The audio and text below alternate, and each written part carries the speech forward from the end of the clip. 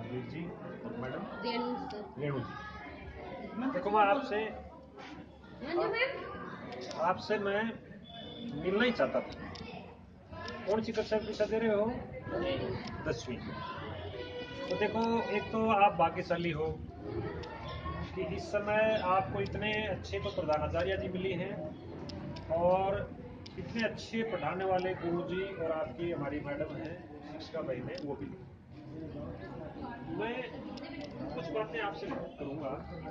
एक तो ये बताओ, परीक्षा का डर लग रहा है क्या? है? नहीं लग रहा ना? बहुत अच्छी बात। हमें बहुत डर लगता था, क्योंकि पहले नहीं प्लीज बात करो। तो पहली बात तो ये, परीक्षा से घबराना नहीं, ठीक है? परीक्षा को इस रूप में लेना कि जैसे रोजाना का गृह कार्य करते हैं ना, वही काम। फिर दूसरी बात देखो, परीक्षा में आपके प्रश्न पत्र आते हैं ना, तो मैं ऐसी सामान्य सी बात बताऊंगा जो आपके ध्यान में है तो आप बता देना कि हमें पता है, नहीं है तो मुझे थोड़ी समझ। परीक्षा जो शुरू होगी तो आपको क्या मिलेगी?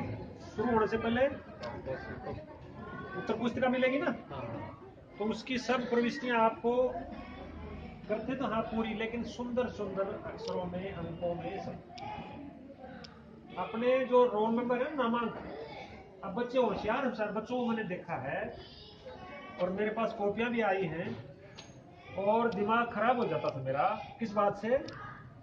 कि अंदर तो अंक आ रहे हैं 80-80-100 में से, और उनके जो उत्तर पुस्तिका के रोल नंबर लिखे हैं वो गलत। तो इनको गुरुजी और आप भी मैडम हिंदी और अंग्रेजी में शुद्ध नामांक लिखना सिखाना है, इसका अभ्यास बोर्ड जो। और उल्टा मत कर देना, शब्दों में लिखना है वहां तो संख्या लिख देते हैं गणित वाली 1 2 3 4, और जहां संख्या में लिखना है वहां शब्दों में लिखना। उससे फर्क नहीं पड़ता, लेकिन मिजाज खराब हो जाता है कुछ आंकने वाले, और वो एक आध अंक निश्चित रूप से कम देता है। मैंने तो ऐसे बच्चों को एक आध अंक अपने आप ही कम होता, ठीक है ना? उत्तर पुस्तिका को ऊपर सारी प्रविष्टियां हैं, वो अपने को, और एक काट छाट नहीं करनी। गलती हो जाती है ना तो हम काट देते हैं, तो आप अपने गुरुजी जो भी हैं वहां मान लो हो गई गलती, तो घबराना नहीं है। और ये काम आपको 15 मिनट पहले मिलेगी ना कॉपी, उसमें कर लेना। उससे पहले एक बात और जोड़ूंगा, परीक्षा का सेंटर कहाँ है? कलगांव है, तो थोड़ा जल्दी जाए। ये गलतियां तब होती हैं, हम जाकर के 3 बजे परीक्षा है, हम जाकर के 3 बजे पूछते हैं या 5 मिनट पहले पूछते हैं, तो अफरा तफरी हो जाती है। हो गया एक काम। फिर आपको जो घंटा लगेगा तब आपको क्या मिलेगा? प्रश्न पत्र मिलेगा। प्रश्न पत्र को पढ़ेंगे, ये बातें शायद आपको बताएंगे, होंगी बताएंगे, उसको पढ़ेंगे और उन सवालों को पहले करेंगे जो आपको सबसे अच्छा, ठीक है ना? जैसे आपके 20 प्रश्न हैं, आपको 7वां आता है तो आप उत्तर नंबर 7। बच्चों की आदत होती है कि वो 1 से लग जाते हैं। अच्छे प्रश्न आप पहले हल करेंगे तो आपके जो शुरू में अच्छे अंक आएंगे ना, तो हम कॉपी जांचने वाले भी ये मान लेंगे कि बच्चा क्या है, होशियार है। और होशियार हो ही आप, होशियार में आपके कोई शक ही नहीं। और गणित की आपको ये बातें तो पता ही है, गणित का जो अभ्यास का है आपको अंत में करना है ना। और आजकल ये भी आ गई ना साइड, कॉपी पूर्व नहीं देते हैं। हाँ, इस बात का मैं इसी बात पर आऊँ।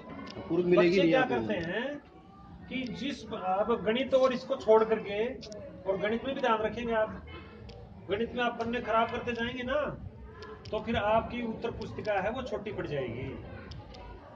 तो जो आपका जो कच्चा काम है वो किससे करें? पेंसिल से करें उसको, इसका तरीका ही, नहीं तो आपकी कॉपी कम पड़ सकती। फिर मैं बताऊं, गणित में तो ये बात आएगी नहीं, तो गणित में जो चीज चलेगी वो लिखनी है, सूत्र के हिसाब से सवाल चलेगा ना। लेकिन बड़े मोटे मोटे अक्षर लिखते हैं बच्चे, फालतू में ही वो कॉपी को भरने का प्रयास करते हैं और फिर अंत में उनके प्रश्न रह जाते हैं। तो आपकी जो लिखाई है ना स्वाभाविक, जैसे ये जी है तो इस जी को ऐसा ही लिखेंगे, टी भी ऐसा ही लिखेंगे, इसी नाप में लिखेंगे। ऐसा नहीं है, बच्चे क्या होते हैं कुछ अक्षर को बड़ा लिख देते हैं फुटबॉल जैसे, कुछ को गोल जैसा बिल्कुल छोटा। तो ये आपकी चीज है। फिर मैं अन्य विषयों में आऊंगा, जैसे गणित में तो आपको वो करना ही है, उस हिसाब से आपके सूत्र के हिसाब से वो चलेगा। और रफ कॉपी आपकी होगी, पेंसिल से करेंगे, उसको मिटा देंगे, फिर आपकी कॉपी कम नहीं पड़ेगी। और सूत्र के हिसाब से काम करेंगे गणित का। और गणित जैसा तो कोई सवाल मतलब विषय नहीं है। गणित ऐसा विषय है जिसमें आपके कितने में से कितने अंक आ सकते हैं, 100 में से 100 आ सकते हैं। तो गणित में आप अधिक से अधिक अंक प्राप्त करें, सूत्र के हिसाब से चले, और इसमें ज्यादा बताने की जरूरत नहीं है, मैं गणित का विद्यार्थी हूँ। अगली बात, जो अन्य आपके 5 विषय बचे, उसमें आपको तो आता होगा ना कि इतने शब्दों में उत्तर दीजिए। आता है सर, 2 में से 1 कीजिए, इतने शब्दों में उत्तर दीजिए, आगे मार्क्स सब उसके हिसाब से।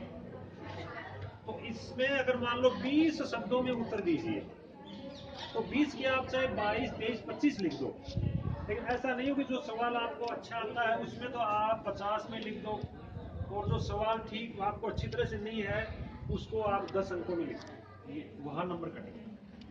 समझ गए ना? आपके उत्तर शब्द सीमा के अनुसार होने चाहिए। और इसमें मोटी सी बात यही है कि 2-3 प्रश्न बड़े आएंगे, वो पेज के हिसाब से आते हैं कि 300 जैसे पैराग्राफ आता है 300 वर्ड्स का आता है, हाँ, 300 वर्ड्स का आता है, तो वो 300 वर्ड्स में करना पेज पड़ेगा। इंग्लिश के मैक्सिमम कॉपी का 1.5-2 पन्ना। हाँ, 1.5-2। हिंदी में भी ऐसे इन पैराग्राफ निबंध लंबा हो जाता है, 3-4 में आ जाता है। ये गलतियां करते हैं मैडम बच्चे। देखो आपके जो, और अंकों के हिसाब से मैं तो एक सूत्र और देता था, आजकल तो शब्दों में बांध दिया। अंकों के हिसाब से प्रश्नों को के सवाल को की उत्तर बढ़ाइए। 1 अंक है मान लो, तो उसमें 2-3 लाइनें होंगी, 1 लाइन भी पर्याप्त है ना? 1 नंबर का आता है ना, ये पूरा विज्ञान में 10 क्वेश्चन 10 नंबर के एक आते हैं। 2 का है तो 2 या 2.5 पंक्तियों में दीजिए, 3 का है तो 3 या 5 पंक्तियों में दीजिए, ये आपका सूत्र है। लेकिन ये गलतियां करते हैं बच्चे। 5 का है वो कम से कम 1 पेज का तो होना ही चाहिए। ये बहुत अच्छी बात आपने बताई हुई है ना। बिल्कुल सर। तो ये चीज आप करेंगे, और अंकों के हिसाब से या शब्द सीमा के हिसाब से आप प्रश्नों को हल करेंगे, लिखाई सुंदर रखेंगे। बीच बीच में कई बच्चों को आदत होती है 1 लाइन में लिखते हैं, 1 को छोड़ते हैं, ऐसी तो नहीं है ना यहाँ? नहीं ऐसा नहीं है ना? हैंडराइटिंग अच्छी हाँ। है सर। और आप जो चीज पढ़ के जाओगे उसको दिमाग में बिठाएंगे। एक गलती करते हैं बच्चे, प्रश्न को पढ़ लिया लेकिन कई बार उत्तर दूसरा लिख दिया, होता है कि नहीं? मैंने तो देखा है। प्रश्न नंबर 6 है, प्रश्न नंबर 6 को आपने लगा दिया, उत्तर दे रहे हो 9वीं वाले का नीचे, ये हो जाता है कई बच्चों में, जल्दबाजी में। तो आप दोबारा प्रश्न नंबर 7 और देख लो कि मैं उत्तर उसका दे रहा हूँ। जल्दबाजी, समय सीमा का ध्यान रखें। आजकल तो 2.5 घंटे का, 3 घंटे, 3.25 घंटे, बहुत समय। और समय से पहले काम पूरा नहीं करें। अगर आपका पूरा हो गया तो उसको दोबारा पढ़ें, उसमें कोई गलती है। एक हिंदी और जो अंग्रेजी, इसमें आप वैसे तो सभी विषयों में आएगी बात, वर्तनी की गलतियां नहीं करें। वर्तनी का मतलब अंग्रेजी में तो स्पेलिंग, और हिंदी में मात्रा है, आपकी न की मात्रा है, बड़ा ऊ है, छोटा ऊ है, छोटी ई है, बड़ी ई है।